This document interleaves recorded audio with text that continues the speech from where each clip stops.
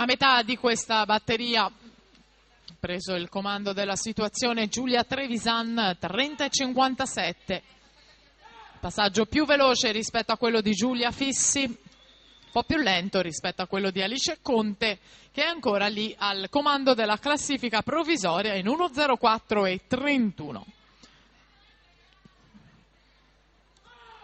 Per la prima batteria della farfalla Seniores, Anna Pontarollo, Rarinantes Marostica in 1, Virginia Puccianti, Futura Prato in 2, Beatrice Barcellona, Veneto Banca Montebelluna in 3, Ania Klinar, Gorenica Radovlitza in 4, in 5 Chiara Brunelli, Futura Prato, Alessandra Betti per la Rarinantes Valsugana in sesta corsia.